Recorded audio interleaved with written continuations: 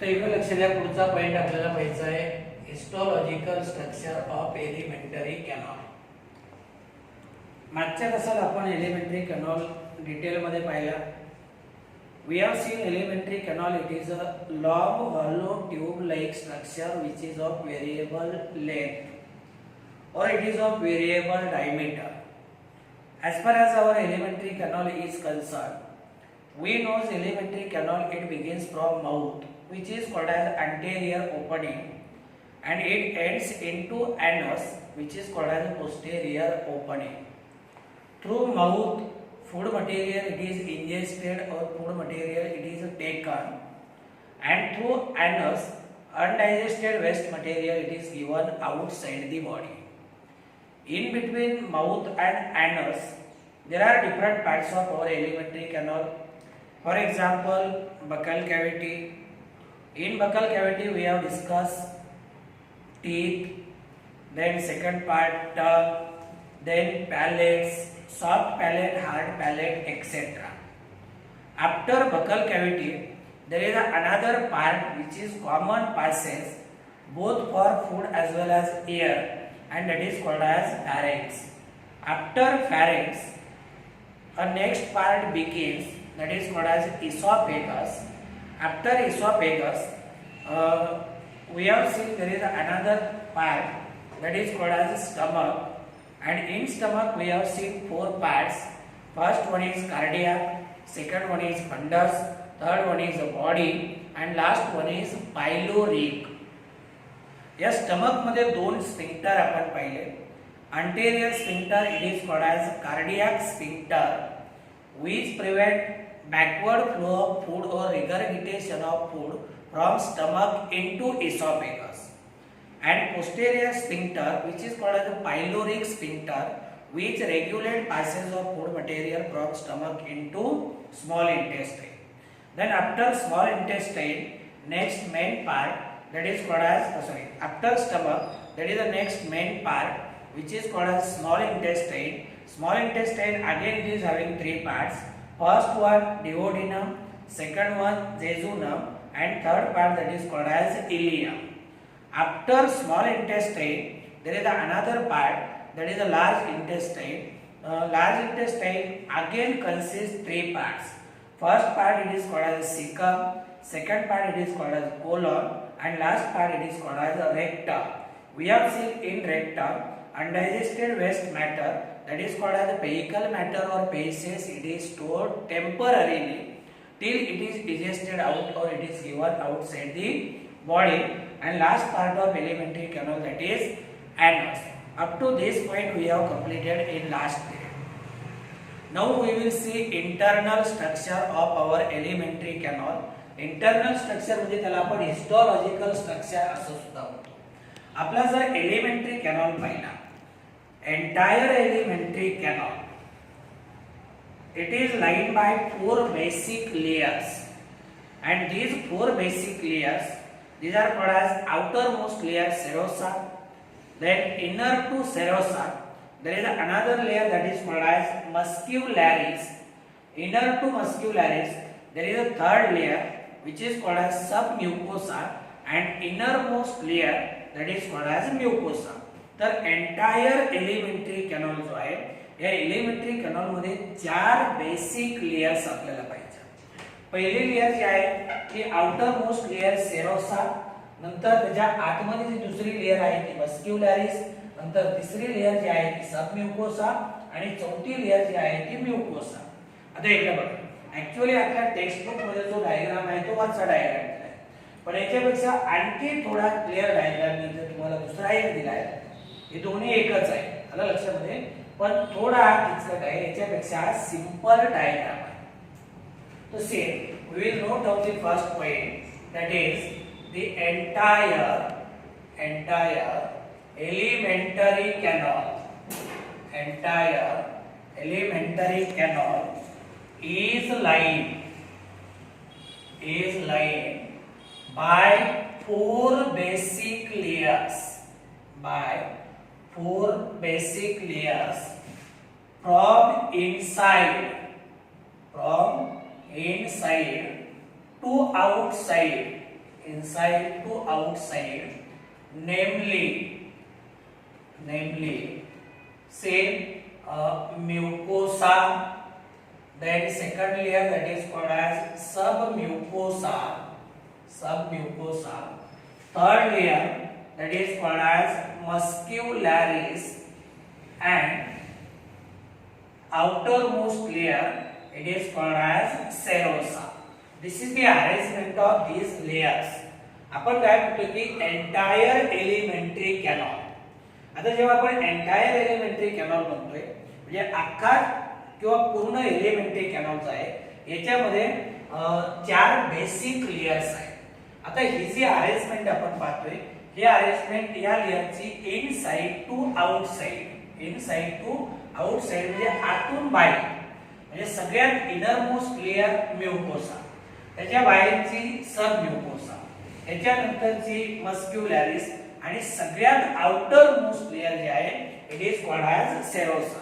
आता बघा, तुम्हाला परीक्षेला याच्यावरती प्रश्न येतोय की rearrange the layers of elementary canal from inside to outside.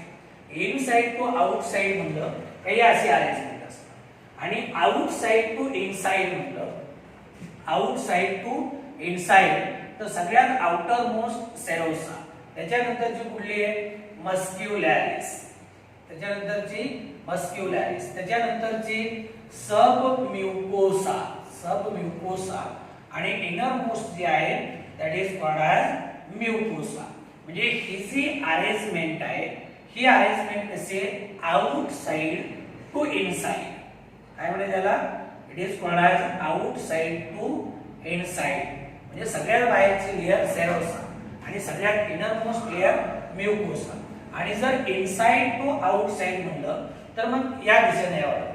Inside to outside म्युकोसा, सबम्युकोसा, मस्क्युलॅरिस आणि सेरोसा. आणि इनसाइड टू आउटसाइड म्हणलं आउटसाइड टू इनसाइड सेरोसा, मस्क्युलॅरिस, सबम्युकोसा आणि म्युकोसा. वाटलं तर मी तुम्हाला दुसरं नोट करून दाखवतो. सेम ही जी रचना आहे म्युकोसा, then सबम्युकोसा, then muscularis and mucosa, serosa. outermost layer जे आहे that is called as serosa. He G arrangement आहे, this arrangement it is from inside to outside, म्हणजे जर आपण बाहेरून आतमध्ये गेलो आउटसाइड टू इनसाइड तर ही अशी अरेंजमेंट आहे, आणि जर आपण आतून बाहेर आलो तर ही अरेंजमेंट आहे. तर हे मात्र लक्षात ठेवा, कारण याच्यावरती प्रश्न येतो. मग आता क्लिअर झालं की आपला जो एलिमेंटरी कॅनॉल आहे, entire alimentary canal it is lined by 4 basic layers, and these 4 basic layers, these are mucosa, innermost, outside to mucosa there is submucosaच्या बाहेरच्या बाजूला muscularis, आणि सगळ्यात आउटर मोस्ट लेयर जी आहे ती म्हणजे सेरोसा. आता आणखी एक पॉइंट इथे क्लिअर करा. आपण एंटायर एलिमेंटरी कॅनॉल जेव्हा म्हणतो तेव्हा माउथ पासनं एनस पर्यंत, पण ऍक्च्युअल जर पाहिलं तर इसॉफेगस पासनं रेक्टम पर्यंत, कुठनं इसॉफेगस, कारण याच्या अगोदर या 4 लेयर नाही. इसॉफेगस पासनं रेक्टम पर्यंत आपल्या एलिमेंटरी कॅनॉल मध्ये आपल्याला 4 लेयर काय होतात स्पष्टपणे दिसत आहे. आता या ज्या लेयर्स आहेत, same second point that is these layers they shows modifications. These layers shows modification depending upon location and functions of organs concerned.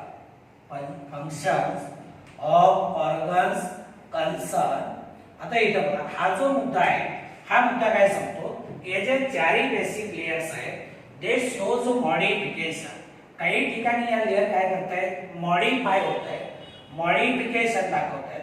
पण हे मॉडिफिकेशन कशानुसार की तो पर्टिक्युलर ऑर्गन त्याचं लोकेशन काय तो नेमका कुठे आहे आणि तो कुठले फंक्शन्स कॅरी आउट करतो. म्हणजे थोडक्यामध्ये स्पेशलाइज्ड फंक्शन्स असतील किंवा स्पेसिफिक किंवा स्पेशल फंक्शन्स असतील तर हे स्पेशल फंक्शन्स कॅरी आउट करण्यासाठी म्हणजे त्या पर्टिक्युलर ऑर्गनचे स्पेशल फंक्शन्स कॅरी आउट करण्यासाठी काही ठिकाणी या ज्या लेयर्स आहेत या लेयर काय करतायत दे शोज सर्टन मॉडिफिकेशन्स. आता आपण काय करूया याच्यामधली एक एक लेयर डिटेल पाहूया. आता सगळ्यात बाहेरची लेयर जी आहे आता आपण आउटसाइड टू इनसाइड चाललो.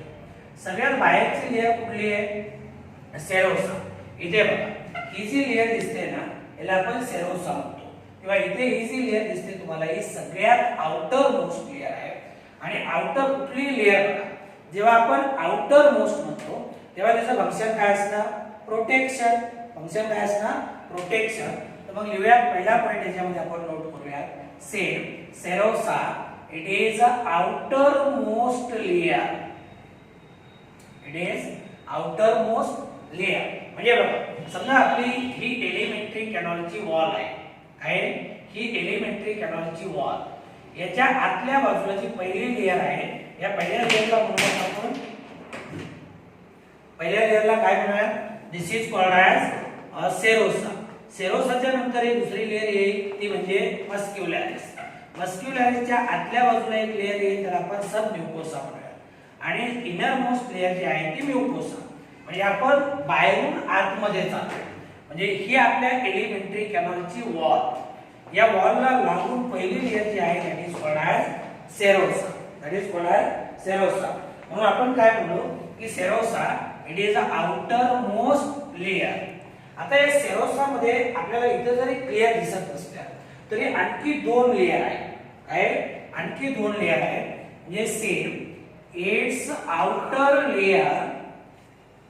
outer layer is made up of smooth muscles. Outer layer it is made up of squamous epithelia, not smooth muscle. It is made up of squamous epithelia and inner layer is made up of connective tissue. Inner layer it is made up of connective tissue. आता हे जे squamous epithelium आहे squamous इपिथेलियमला इथे आपण काय म्हणतो it is called as मेसोथेलिया. तुम्ही direct जरी म्हणले की it's outer layer it is made up of mesothelium. Mesothelium म्हणजे ऍक्च्युअली काय it is a squamous epithelium. लक्षात येते का सेरोसा ही आउटर मोस्ट लेयर आहे. त्याच्यामध्ये परत आणखी तीन लेयर असतात. एक outer layer that is made up of squamous epithelium it is called as mesothelium and inner layer it is made up of connective tissue. Inner layer it is made up of connective tissue. तो हे झाले outer most layer. नंतर आता काय करूया आपण याच्यामध्ये दुसरी लेयर पाहूया. पहिली लेयर झाली कुठली सेरोसा. आता दुसरी लेयर जी आहे second layer that is called as muscularis. Second layer that is called as muscularis. आता डायग्राम मध्ये बघा हे जे स्ट्रक्चर तुम्हाला इथपर्यंत दिसते इथपासून इथपर्यंत हे कुठलं आलं दॅट इज मस्क्युलॅरिस. त्याच्या पुढे सब म्युकोसा. आता इथे बघा इथपासून इथपर्यंत हे जे स्ट्रक्चर दिसते मी दाखवतोय हे काय झालं मस्क्युलॅरिस लेयर झालं. काय झाली मस्क्युलॅरिस. आणि मस्क्युलॅरिस लेयर जी आहे ही स्मूथ मसल पासून बनते.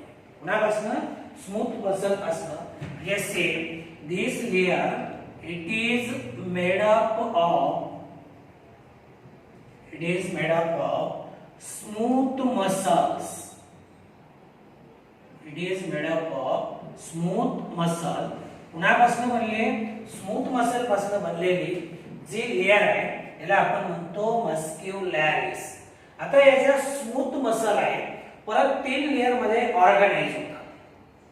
They are arranged into three layers. आलं लक्षामध्ये? वाटलं तर पॉइंट नोट करूयात आपण. से these muscles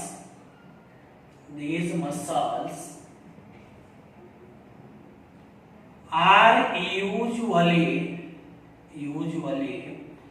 arranged into three layers or three concentric layers. Three concentric layers. तीन लेयर मध्ये काय होतात? या smooth muscle they get arranged into three layers. आता इथपर्यंत लक्षात आलं? मग आपण सेरोसाच्या आतली लेयर बघूया. सेरोसाच्या आतली लेयर म्हणजे कुठली? मस्क्युलॅरिस. आता muscularis it is made up of smooth muscle आणि याच्या स्मूथ मसल्स आहेत they are usually arranged into three concentric layers. आता हे कुठल्या लेयर आहेत ते आपण पाहूया. तर बघा या तीन लेयर आपल्याला पाहिजे. याच्यामध्ये से outer most layer it shows longitudinal muscles.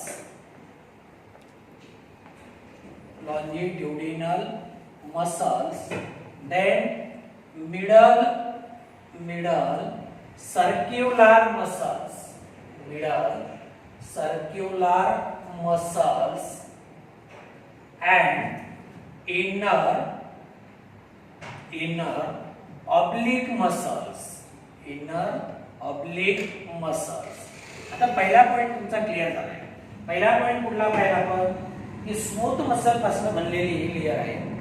याच्यामध्ये स्मूथ मसलच्या तीन लेयर्स आहेत. किती? तीन लेयर. आता इथे बघा जी सगळ्यात बाहेरची लेयर आहे ही लॉन्जिट्युडिनल मसल पासून बनली म्हणजे उभे स्नायू म्हणतोय आपण. नंतर मिडल जी आहे ही सर्क्युलर मसल पासून बनली. बघा ही आउटर मोस्ट कुठली आहे? लॉन्जिट्युडिनल मसल आहे. मिडल सर्क्युलर मसल आहे आणि इनर जी आहे ती ऑब्लिक मसल. आता याच्यामध्ये डायग्राम मध्ये इनर दाखवले नाही. काय? इनर दाखवले नाही. आता दाखवले नाही म्हणजे काहीतरी कारण असेल का? नाही आहे. कुठलं? कारण ही जी ऑब्लिक मसलची लेयर आहे ही फक्त स्टमक मध्ये आहे. कुठे? स्टमक मध्ये. जेव्हा आपण एक जनरल स्ट्रक्चर पाहतो तेव्हा आपण या तीन मसल लेयर घेतो. पण ही जी ऑब्लिक मसलची लेयर आहे layer of oblique muscle it is present only in stomach. तुम्हाला वरच्या डायग्राम मध्ये फक्त दोनच लेयर दाखवल्या सर्क्युलर मसल लॉन्जिट्युडिनल मसल. इथे बघा आउटर लॉन्जिट्युडिनल इनर सर्क्युलर आणि त्याला नाव दिले मस्क्युलॅरिस. पण आणखी एक आहे ती म्हणजे ऑब्लिक मसल. पण ऑब्लिक मसलची लेयर फक्त कुठे? स्टमक मध्ये. स्टमक मध्ये. ते झाले तीन muscle layer. Then next point that is this layer is wider in stomach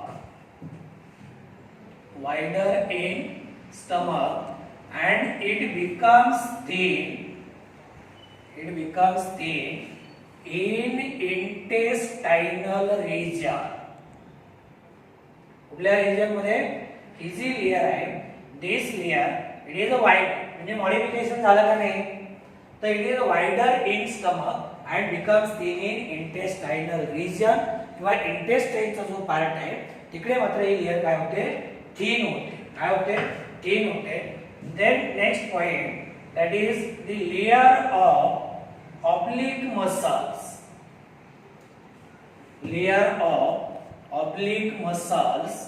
is absent in intestine or it is absent in intestinal part.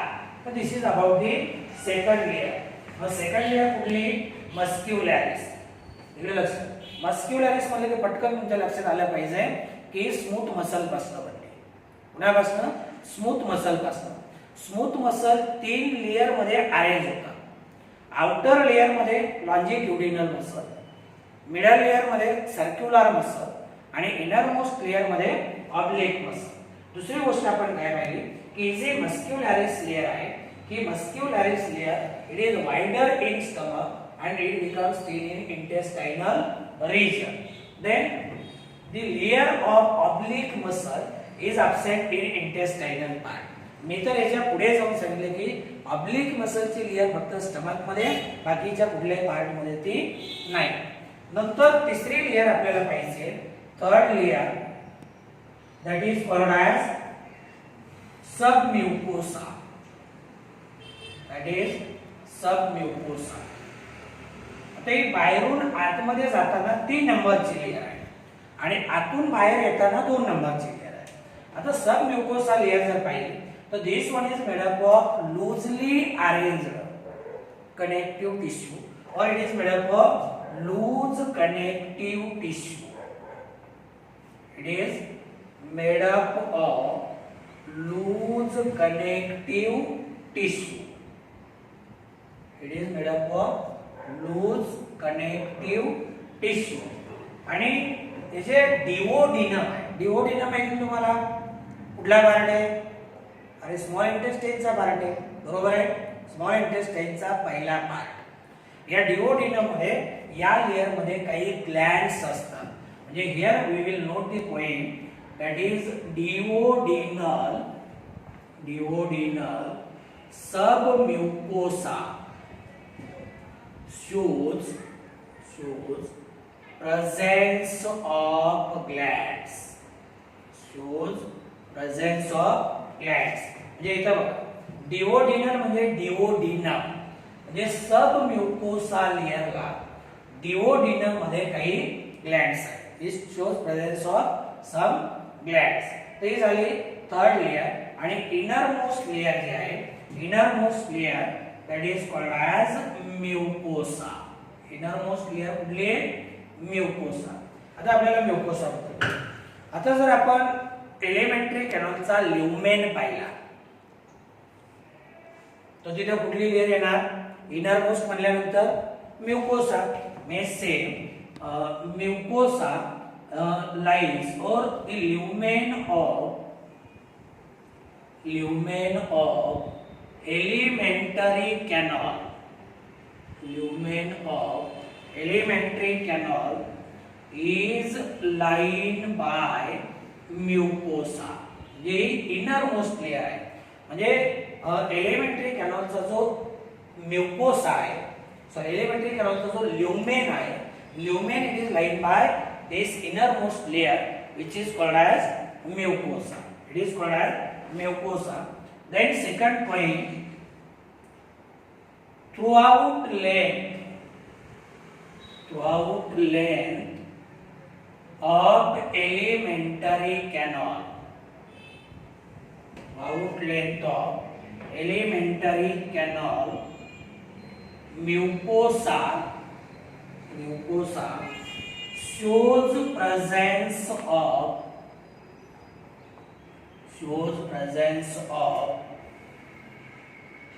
goblet cells which secretes mucus. आता इथे बघा, या goblet sale असतात बघा, mucus secret करणारे structure. म्हणजे जर elementary canal throughout the length पाहिलं तर या एलिमेंटरी कॅनॉलच्या थ्रूआउट लेंथ मध्ये म्युकोसा जी आहे, या म्युकोसा लेयर मध्ये म्युकस सिक्रेट करणाऱ्या सेल आहेत. काय? म्युकस सिक्रेट करणाऱ्या, हे बघा अशा सेल्स असतात.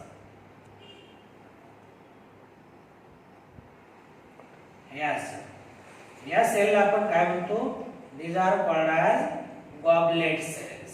काय म्हणतो? Goblet cell. आणि या गॉबलेट सेल मधून काय होतो? म्युकस सिक्रेट होतो आणि हा म्युकस काय केला जातो? इथं सरफेसला आणून सोडला जाईल. आलं लक्षामध्ये? कुठे? सरफेसला आणून सोडला जाईल. आता आणखी एक मुद्दा लक्षात घ्या. एक पॉइंट इथे आपण म्हटलं तर ऍड करू शकतो की ही सबम्युकोसा लेयर आहे जी लूज कनेक्टिव्ह टिश्यू पासून बनली. याच्यामध्ये ब्लड वेसल्स आहेत. काय? ब्लड वेसल्स आहेत. याच्यामध्ये लिम्फ कलेक्ट करणाऱ्या लिम्फ वेसल्स आहेत आणि याच्यामध्ये नर्व सुद्धा आहेत. हा पॉइंट इथे नोट करून घ्या बरं का. कुठे? Submucosa layer. Submucosa layer it consist blood vessel, lymph vessel as well as nerves. या बोलतो. बघा आपण काय म्हणलो की ल्युमेन जो आहे एलिमेंटरी कॅनॉलचा म्युकोसा लेयर पासून तयार होतो आणि म्युकोसा लेयर हे काय दाखवते it shows presence of goblet cell म्हणजे असा म्युकस सिक्रेट करणाऱ्या सेल असतात आणि मग म्युकस मुळे काय होतो जो एलिमेंटरी कॅनॉलचा ल्युमेन आहे तो लुब्रिकेट होतो किंवा तो जो मार्ग आहे तो काय होतो पूर्णपणे गुळगुळीत होतो म्हणजे see the lumen of elementary canal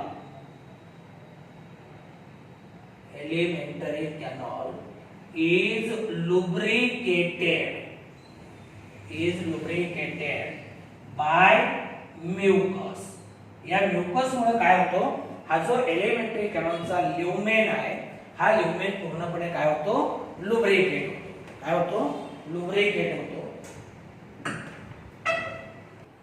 तर बघा पुढचा पॉइंट आता ही जी लेयर आहे ही लेयर काय होते बऱ्याचशा ठिकाणी मॉडिफिकेशन दाखवते म्हणजे एलिमेंटरी कॅनॉल जो आहे त्याच्या वेगवेगळ्या पार्ट मध्ये मी same this layer shows modifications in different parts or in different regions of elementary canal म्हणजे वेगवेगळ्या ठिकाणी किंवा एलिमेंटरी कॅनॉलच्या वेगवेगळ्या पार्ट मध्ये ही जी इनर मोस्ट लेयर आहे त्याला आपण म्युकोसा लेयर म्हणतो.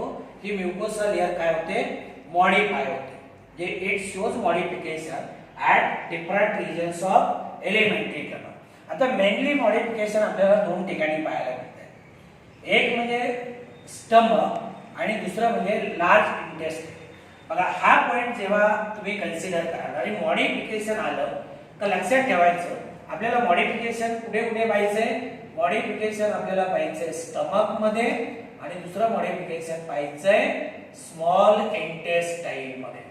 आलं लक्षामध्ये म्हणजे जरी हा पॉइंट सांगत असला की एलिमेंटरी कॅनॉलच्या वेगवेगळ्या भागामध्ये मॉडिफिकेशन दाखवते लेयर पण ऍक्च्युअल मॉडिफिकेशन आपल्याला दोनच ठिकाणी पाहिजे ते म्हणजे स्टमक आणि स्मॉल इंटेस्टाइन हे पहिल्यांदा क्लिअर करूया. मग आपण पहिल्यांदा मॉडिफिकेशन नेमकं कुठे होतं हे पाहूया. Same in stomach it is thrown into irregular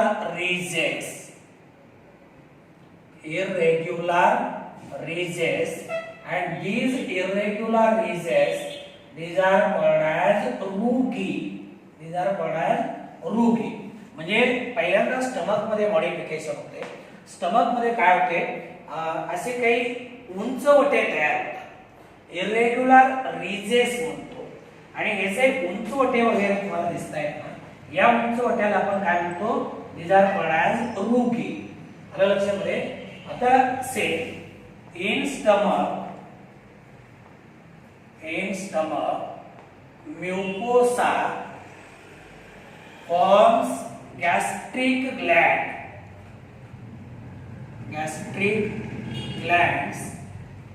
which secretes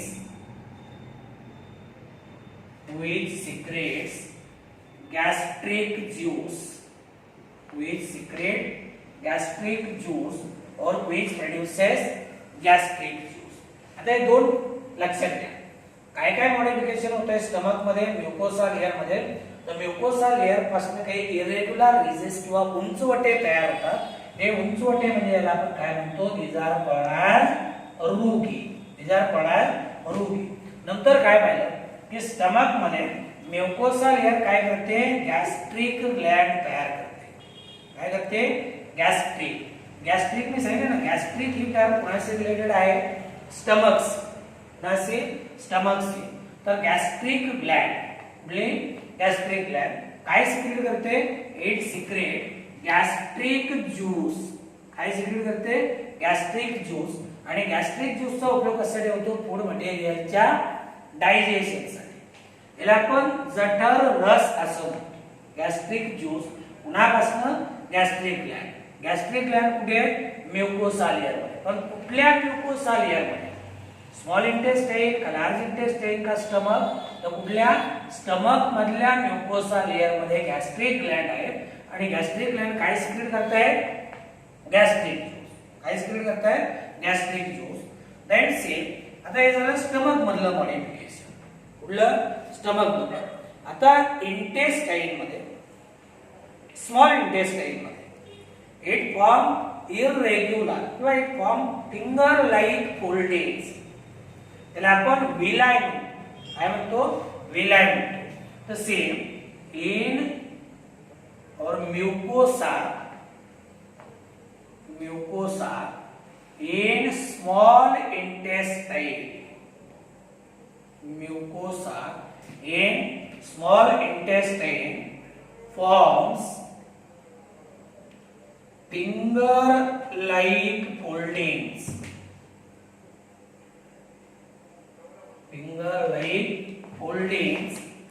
called villi. म्हणजे इथे बघा काय होते, हे असे फिंगर लाईक विलाय तयार होतात, उंचवटे. आता ऍक्च्युअली इथे जर पाहिलं ना, याला आता तुम्ही विलाय म्हणा. काय म्हणा? हे जे असे उंचवटे तयार होत आहेत, हे काय आहेत? These are called as विलाय. म्हणजे म्युकोसा लेयर स्मॉल इंटेस्टाइन मध्ये आली तर काय करते? असे फिंगर लाईक प्रोजेक्शन्स तयार होतात. हे बघा, हे सगळे काय आहेत? फिंगर लाईक प्रोजेक्शन्स आहेत. हे फिंगर लाईक प्रोजेक्शन्स याला आपण काय म्हणतो? These are called as विलाय. काय म्हणायचं त्याला? विलाय किंवा उंचवटे. आणि हे जे विलाय आहे, see these intestinal विलाय,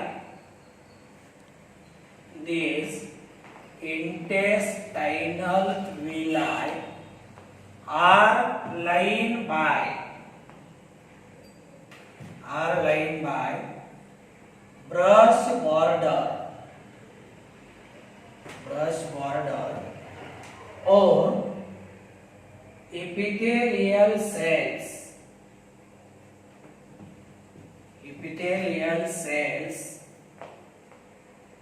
having microvilli at pre-surface. आता इथे जे समजा विलाय आहे, याच्यामध्ये जे सेल्स आहेत, या सेलला काय आहे? Brush border. ही ब्रश बॉर्डर कशी असणार बघा, ही या विलाय मधली सेल आहे. तर इथे अशी काय असणार? ही अशी ब्रश बॉर्डर असणार किंवा मायक्रोविलाय असणार. म्हणजे याच्यामुळे काय होतं? याचा सरफेस एरिया वाढतो. आणि बघा, जेवढा सरफेस एरिया वाढेल तेव्हा मॅक्झिमम फूड मटेरियल काय होईल? ऍब्सॉर्ब केलं जाईल. काय होईल? मॅक्झिमम फूड मटेरियल इथनं ऍब्सॉर्ब होईल.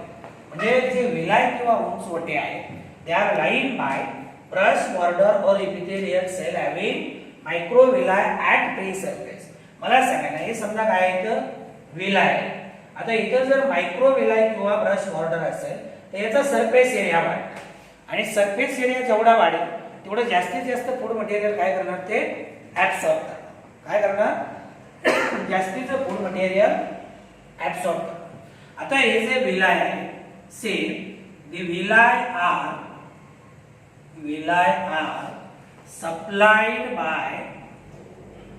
supplied by network of capillaries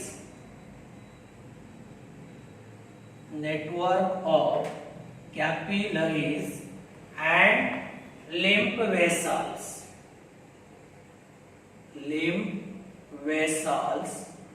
called lacteals. आता ऍक्च्युअली या लिम्फ वेसल जे आहेत त्या इंटेस्टाइन मध्ये, या लिम्फ वेसल इंटेस्टाइन कडे येताना काय करतायत? फॅट घेऊन येते. काय घेऊन येत आहे? फॅट. आणि फॅट मुळे या लिम्फ वेसलचा कलर कसा दिसतो? पांढरा दिसतो. लॅक्टियल ही टर्म जे आहे मिल्क रिलेटेड आहे आणि म्हणून इंटेस्टाइन कडनं येणाऱ्या लिम्फ वेसल पांढऱ्या दिसते म्हणून त्याला काय नाव दिलंय? लॅक्टियल. आता तो आपला मुद्दा नाही, फक्त आपल्याला काय म्हणायचंय की हे जे उंचवटे आहे, जे विलाय आहे, they are supplied by network. म्हणजे इथं खूप मोठ्या प्रमाणामध्ये ब्लड कॅपिलरीज आहेत आणि लिम्फॅटिक वेसल्स आहेत, ज्या लिम्फॅटिक वेसल्स आहेत त्यांना आपण काय म्हणतो, these are called as lacteals. These are called as lacteals. Then next point, that is mucosa. Mucosa forms crepes in between bases of villi. In between bases of villi in intestinal region मध्ये, in intestine called crepes of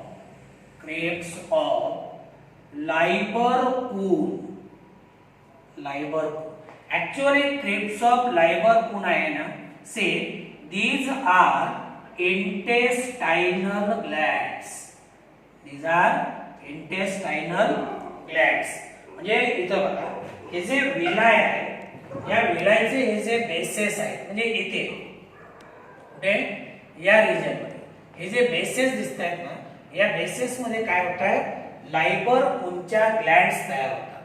आलं लक्षामध्ये, हे एक modified glands आहे, त्याला आपण crypts of लायबरकून असंही म्हणतो, किंवा त्यांनाच आपण काय म्हणतो, these are called as intestinal glands. These are called as intestinal glands. तर मग लक्षात आलं, हे 4 लेयर. आता पहिल्या 3 लेयर सोप्या आहेत, फक्त शेवटची लेयर बघा. शेवटच्या लेयर मध्ये आपण काय पाहिलं की ही जी इनरमोस्ट लेयर म्हणजे म्युकोसा. इनरमोस्ट लेयर म्हणजे म्युकोसा. ही म्युकोसा लेयर एलिमेंटरी कॅनलच्या ल्युमेनला लागून आहे. आणि इथं या म्युकोसा लेयर मध्ये गॉबलेट सेल आहे. गॉबलेट सेल म्युकस सिक्रेट करतात. म्युकस मुळे एलिमेंटरी कॅनलचा ल्युमेन काय होतो, लुब्रिकेट होतो. आपण 3 नंबरच्या पॉइंट मध्ये पाहिलं, काय होतो, लुब्रिकेट. दुसरी गोष्ट आपण पाहिली की म्युकोसा लेयर जी आहे ही ठराविक ठिकाणी काय करते, मॉडिफिकेशन्स दाखवते. जसे की मॉडिफिकेशन आपण 2 ठिकाणी पाहिले. एक स्टमक मध्ये रोगी तयार होतात, गॅस्ट्रिक ग्लँड्स तयार होतात, गॅस्ट्रिक ग्लँड पासून गॅस्ट्रिक ज्यूस तयार होतो. आणि म्युकोसाई लेयर स्मॉल इंटेस्टाइन मध्ये आली की असे फिंगर लाईक प्रोजेक्शन्स बाहेर सोडते. यांना आपण विलाय म्हणतो. काय म्हणतो, विलाय म्हणतो. आणि या विलाय मध्ये काय असतात, ज्या सेल्स असतात, या सेल मध्ये काय आहे, ब्रश बॉर्डर किंवा मायक्रोविलाय. त्याच्यामुळे काय होतो, याचा सरफेस एरिया वाढतो. आणि सरफेस एरिया वाढला की जास्तीत जास्त फूड मटेरियल काय करणार, ऍब्सॉर्ब करणार. आणि इथं हे जे विलाय आहे याच्यामध्ये ब्लड कॅपिलरीचा नेटवर्क आहे, लिम्फॅटिक वेसल, त्याला की आपण लॅक्टियल्स म्हणतो, त्याचं सुद्धा नेटवर्क आहे. आणि काही मॉडिफाईड ग्लँड या विलायच्या या उंच वट्याच्या बेस रिजनला आहे. त्याला आपण क्रिप्स ऑफ लायबरकून म्हणतो. आणि क्रिप्स ऑफ लायबरकून म्हणजे actually these are intestinal glands. These are intestinal glands. So this is about the histological structure of elementary canal. आता entire elementary canal along with histological structure we have completed. Now we will discuss next point, that is digestive glands.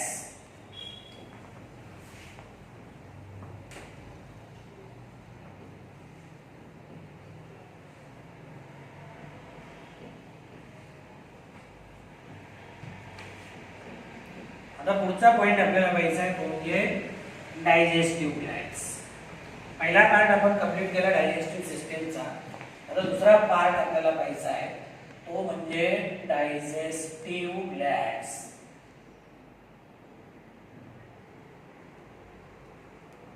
एक लक्षात घ्या, मी अगोदर सांगितलं की आपल्या digestive system मध्ये जर डायजेस्टिव्ह ग्लँड्स नाहीत तर digestive system will not function properly. Digestive system will not function properly. So here we will note down there are 3 digestive glands associated with digestive system. Say there are 3 types of digestive glands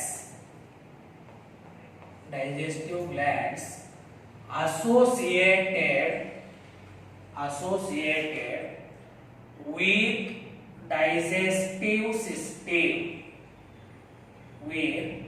digestive system. That is, first one, it is called as salivary glands. Second one, that is liver, and third gland, that is called as pancreas. That is called as pancreas. आणि या प्रत्येक Gland जो आहेत ना, या प्रत्येक ग्लँडचा food मटेरियलच्या digestion मध्ये एक स्पेसिफिक रोल आहे. काय? फूड मटेरियलच्या डायजेशन मध्ये एक स्पेसिफिक रोल आहे. म्हणजे याच्यापैकी कुठलीही ग्लँड जर ॲब्सेंट असेल, समजा सलायवरी ग्लँड आहेत, पॅनक्रियास आहेत, लिव्हर नाही, डायजेशन कंप्लीट होणार नाही. या तिघीचे तेवढंच काय डायजेशन मध्ये इम्पॉर्टन्स आहे. आता याच्यामध्ये आपण लक्षात आलं ना, आपल्या डायजेस्टिव्ह सिस्टीम मध्ये इन्व्हॉल्व झालेल्या डायजेस्टिव्ह सिस्टीमशी असोसिएटेड किती ग्लँड आहेत? किती आहेत? म्हणा माझ्या बरोबर. एक नंबर सलायवरी ग्लँड, दुसरी लिव्हर ग्लँड, तिसरी पॅनक्रियास. लिहिलेलं नाही तर दिसते का नाही? हा. आता पहिली ग्लँड याच्यामध्ये आपण बघूया. पहिली ग्लँड कुठली? Same first, that is salivary glands.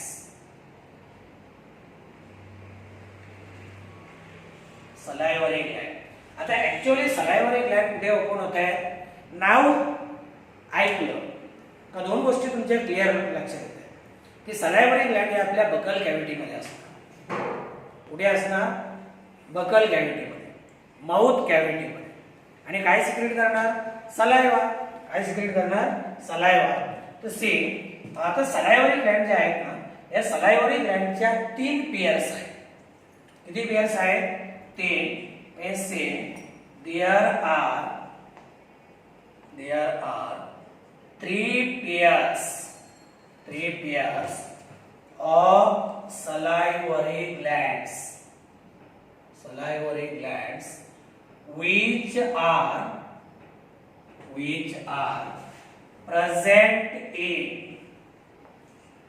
which are present in buccal cavity, or this is called as oral cavity. पाहिलं होतं का नाही? बकल कॅव्हिटीचं दुसरं नाव काय आहे?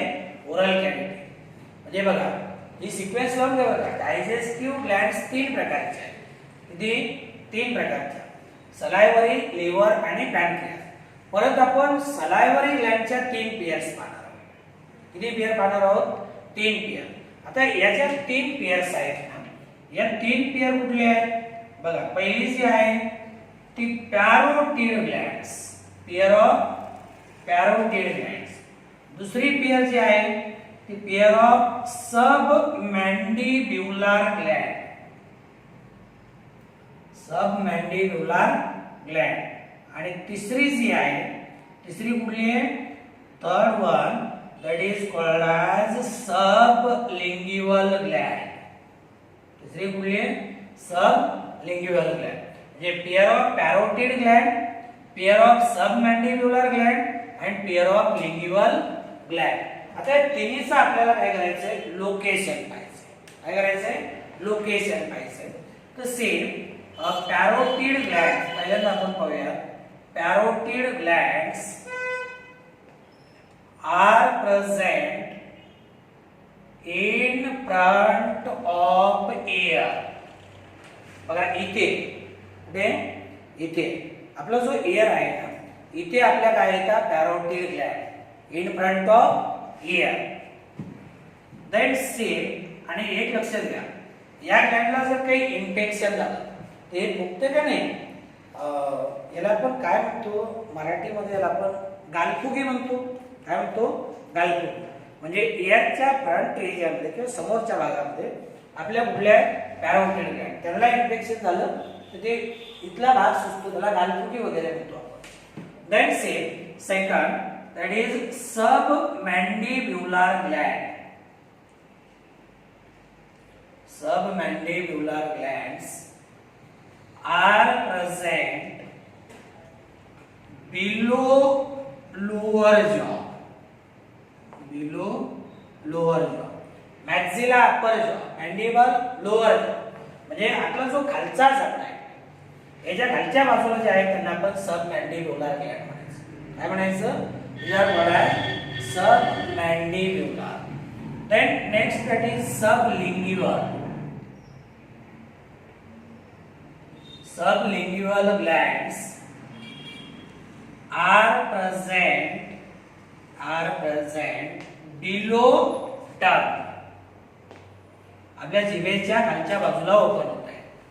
यार कळणार सब लिंग्युअल ग्लॅंड. मग तीन ग्लॅंड लक्षात आल्या. पॅरोटिड ग्लॅंड कुठे, इन फ्रंट ऑफ इयर. सब मॅन्डिब्युलर ग्लॅंड कुठे, बिलो दी लोअर जॉ. आणि सब लिंग्युअल ग्लॅंड कुठे, बिलो दी टंग. हे झालं यांचं लोकेशन. आता आपल्याला एंटायर सलायव्हरी ग्लॅंड बद्दल बोलायचं आहे. Salivary gland it is made up of two types of sale.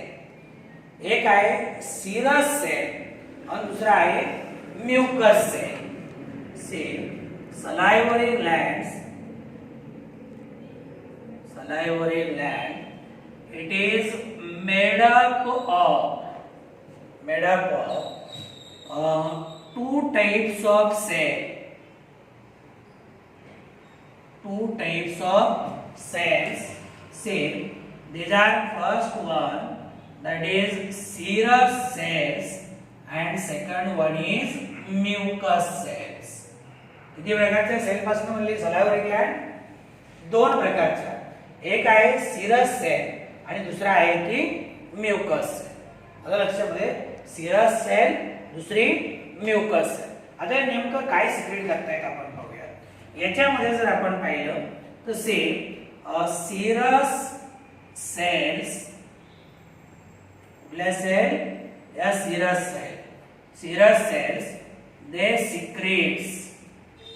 they secretes fluid containing digestive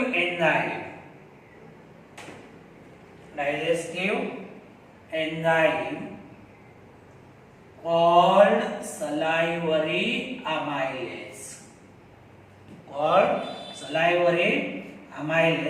म्हणजे आपल्या सलायवा मध्ये एकमेव एन्झाईम आहे.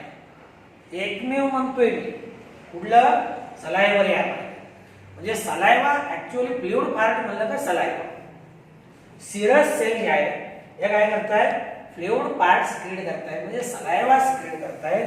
आणि याच्यामध्ये एक डायजेस्टिव्ह एन्झाईम आहे, ते सलायव्हरी अमायलेज. आता काय म्हणायचं, salivary amylase. Then second cell that is mucus cells. Mucus cell. And see, these mucus cells they produce mucus. Which lubricates food and helps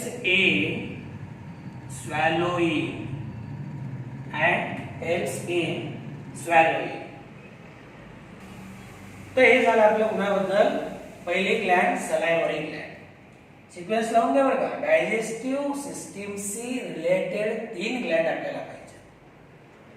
कुठल्या, सलायव्हरी ग्लॅंड, लिव्हर ग्लॅंड आणि तिसरी पॅनक्रियास. पैकी आपण पहिली सलायव्हरी ग्लॅंड. सलायव्हरी ग्लॅंडच्या परत तीन pair. One which is present in front of ear, parotid. That is one that is present below the lower jaw, submandibular. And one which is present below the tongue, that is called as sublingual gland. आणि नंतर मग काय पाहिलं, सलायव्हरी ग्लॅंड मध्ये या दोन प्रकारच्या cells आहेत.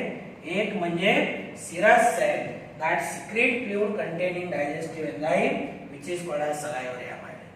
And mucus cell produce mucus which lubricate food and help in swallowing. घास गिळायला मदत करते. हे झालं सलायव्हरी ग्लॅंड.